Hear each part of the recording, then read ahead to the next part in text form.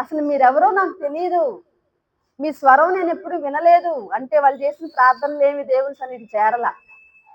వారు చేసిన ప్రార్థన ధూపంలాగా దేవుని సన్నిధికి వెళ్ళలా. ఈ లోకం వరకే పరిమితం అయిపోయింది వాళ్ళు చేసిన భక్తి. మనుషులకు బాగా కనబడింది, మనుషులకు బాగా వినబడింది, కానీ ధూపంలాగా దేవుని సన్నిధికి చేరిందా అంటే చేరలా. ఎందుకు చేరలేదు? మనుషుల కోసం భక్తి, దేవుని భయము లేని భక్తి. దేవుడు ఏమనుకుంటాడో, ఈ పని చేస్తే దేవుడు నన్ను అంగీకరిస్తాడా, నన్ను ఒప్పుకుంటాడా, నన్ను ఏమైనా వ్యతిరేకిస్తాడా, దేవుని వాక్యం ఏం చెప్తుంది అనే భయం లేదు. నా ఇష్టం వచ్చిన భక్తి నేను చేసుకుంటా, ఎవరెట్లా పోతే నాకెందుకు, నా భక్తి నాది, నా విధానం. ఇక బైబిల్ ఎందుకు? ఇక బైబిల్ అవసరం లేదు. అసలు బైబిల్లో ఉన్నటువంటి మాటలను పట్టుకుందాం. బైబిల్లో దేవుడు ఏం సెలవిస్తున్నాడు దాని ప్రకారం భక్తి చేద్దామని లేదు. సొంత ఎజెండా అనమాట. వీళ్ళకే ఒక సొంత ఎజెండాతో భక్తి చేస్తే అక్రమము చేయువారలారా నా యొద్ద నుండి మీరు తొలగిపోండి అంటున్నాడు. మీరెవరో నాకు తెలియదు అంటున్నాడు. అయ్యా అయ్యా మేము ఎన్నో భక్తి కార్యాలు చేశాం కదా, అట్లా చేశాం కదా, ఇట్లా చేశాం కదా అని అంటే మీరెవరో నాకు అసలు తెలియదు. వామ్ము, లేచిన దగ్గర నుంచి చేసింది భక్తి అయితే ఆయన దగ్గరికి పోయాక ఆయన ఏమంటాడంట, మీరెవరో నాకు తెలియదు. రక్షణను కోల్పోయే పరిస్థితుల్లో అనేక మంది ఉంటున్నారు ఈ రోజుల్లో. దేవుడిచ్చినటువంటి తన ప్రాణాన్ని పణంగా పెట్టి రక్తాన్ని కార్చి రక్షణనిస్తే ఆ రక్షణను కోల్పోయేవారుగా ఉంటున్నారు. భయము లేని భక్తి దేవుడు అంగీకరించడు. క్రైస్తవ జనాంగమా, ఈ దినం పరిశుద్ధాత్మ దేవుడు మాట్లాడుతున్నాడు. ఇష్టానుసారమైన భక్తిని ఆయన ఈరోజు బట్టబయలు చేస్తున్నాడు.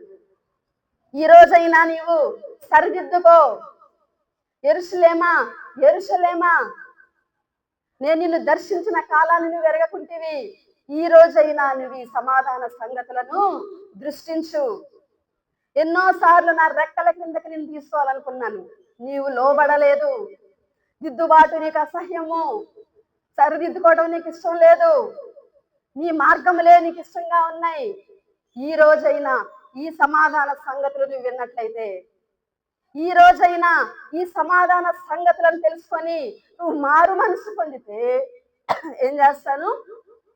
నా రెక్కల కింద నిన్ను చేర్చుకుంటా, నా నిత్య రక్షణ నీకు ఇస్తా. యెరూషలేముతో మాట్లాడుతున్నాడండి. యెరూషలేము ఏంటి? దేవుని పట్టణం. నేనేలే మొట్టమొదట నిలబడేది అనుకోకు. రేపొద్దున అంటాడు, నిన్ను అనేక సార్లు నిన్ను గద్దించాను కానీ గద్దింపు నీకు అసహ్యమైంది, దిద్దుబాటు నీకు అసహ్యమైంది, నా మాట నీ నోట వచించదవేమి, నీ రక్షణను నువ్వు కాపాడుకోలేకపోతున్నావు, నీ రక్షణను భయముతో వణుకుతో నువ్వు కొనసాగించుకోలేకపోతున్నావు. నీ కొరకు ప్రాణం పెట్టి రక్తము గార్చి నేను సిద్ధపరిచిన రక్షణకు నీవే మాత్రం విలువిచ్చావు అని అడుగుతాడు పరిశుద్ధాత్మదేవుడు. రేపొద్దున యేసుక్రీస్తు ప్రభువారు మీద ప్రశ్నిస్తాడు, నీవిచ్చిన రక్షణను నువ్వు నిలబెట్టుకోగలుగుతావా? వ్యర్థమైన భక్తి దేనికోసం? మనుషులను సంతోషపెట్టడానికి, మనుషుల ముందు గొప్ప కొరకు. అవన్నీ దేవుని పనికిరావు. విరిగి నలిగిన హృదయంతో, దైవ భయముతో, వణుకుతో నీవు రక్షింపబడినట్లయితే, నీవు ఆ రక్షణను కొనసాగించుకుంటే ఈ దేవుడిచ్చినటువంటి ఆత్మరక్షణను పొందుతావు. యేసుక్రీస్తు నామములో నువ్వు పొందుకున్న రక్షణ నిత్య రక్షణగా మార్చబడుతుంది. కాబట్టి ఈరోజు పరిశుద్ధాత్మ దేవుడు మాట్లాడుతున్నాడు, నీ జీవితంలో అన్నిటికంటే ప్రాముఖ్యమైనది రక్షణ. నువ్వు అన్నిటికంటే గట్టిగా పట్టుకోవాల్సింది రక్షణ.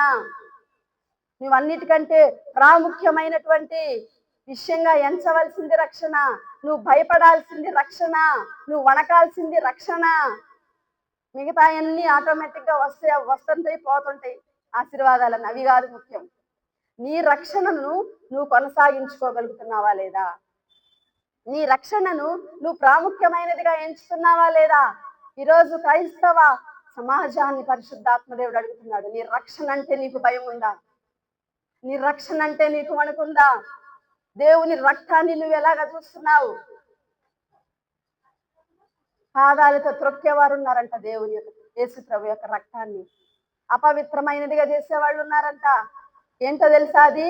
ఆయన ఇచ్చిన రక్షణను నిర్లక్ష్య పెట్టడమే. ఆ పవిత్రమైన రక్తంలో కడగబడిన అనుభవాన్ని నిర్లక్ష్య పెట్టడమే. పరిశుద్ధాత్మ దేవుడు మాట్లాడుతున్నాడు. ఈ దినమైన నీవి సమాధాన సంగతులు తెలుసుకో, మారు మనసు పొందు, దిద్దుబాటు చేసుకో. దేవుడు నీకు నిత్యమైనటువంటి రక్షణతో నిన్ను అలంకరిస్తాడు. అటువంటి కృప ప్రభు ఈ వాక్యాన్ని విని వారందరికీ దయచేయును గాక. ఆమేన్. ప్రార్థన చేసుకుందాం. పరిశుద్ధుడు అయిన తండ్రి, ప్రేమా నమ్మకం గల దేవ, జీవాధిపతి అయిన యేసయ్యా నీకు వందనాలు, స్తోత్రాలు. ప్రభా, ఈ యొక్క ప్రాంత ప్రజలను మీరు హెచ్చరించిన విధానాన్ని బట్టి స్తోత్రాలు. రక్షణను మరి ప్రాముఖ్యమైనదిగా ఎంచుకోకుండా వారి జీవితంలో అనేకమైన విషయాలకు పెద్దపీట వేస్తూ ఉంటున్నారు, వాటి వెనక పరిగెడుతూ ఉంటున్నారు. దేవా, నీవిచ్చే రక్షణ ఎంత ప్రాముఖ్యమైనదో, ఎంత గొప్పదో ప్రతి ఒక్కరు తెలుసుకుందరుగాక. ఈ ప్రాంతంలో వెలుబడి చేస్తున్న వేషధారణ భక్తి కొట్టివేయబడును గాక. నీ వెలుగు ఇక్కడ ప్రకాశించును గాక. ఈ యొక్క ప్రాంత ప్రజల మీద నీ గొప్ప వెలుగు ప్రకాశించును గాక. వాక్యం అనే వెలుగు ప్రకాశించును గాక. పరిశుద్ధాత్మదేవ, మీరు ఒక్కొక్కరిని దర్శించండి నాయన. దేవా, సహాయించి నామకార్థ భక్తి, వేషధారణ భక్తి, ఆచార భక్తి, అయా నైనా నీవంటే భయము లేని భక్తి, సొంత భక్తి నైనా, ఇలాంటి దురాత్మలను ప్రభా, ఇలాంటి వాటిని ప్రేరేపిస్తున్న దురాత్మలను పారద్రోలండి నైనా తండ్రి. జబూలును నఫ్తాలి ప్రజలు గొప్ప వెలుగు చూసినట్లుగా, నీవెక్కడెక్కడైతే సంచరించావో ఆ ప్రాంత ప్రజలు గొప్ప వెలుగును చూచినట్లుగా ఈ ప్రాంత ప్రజలు గొప్ప వెలుగును చూచుదురుగాక. దేవానైనా వారు పొందుకున్న రక్షణ యొక్క విలువ తెలుసుకుందురుగాక. నీ చిత్తానుసారమైన భక్తి చేయుదురుగాక. ఎవరైతే నామకార్థులు కొడుతున్నారో వారికి రక్షణ ఇవ్వండి నైనా. వారి జీవితంలో ప్రాముఖ్యమైనది రక్షణ అని తెలుసుకోవడానికి సహాయం చేయండి. రక్షణను ప్రక్కన పెట్టి మిగతా ఆశీర్వాదాల కొరకు ప్రార్థిస్తున్నారేమో, వాటి కొరకు పరుగులు ఎడుతున్నారేమో. దేవం, ప్రాముఖ్యమైనది రక్షణ అని దినం మీరు మాట్లాడి ఉన్నారు.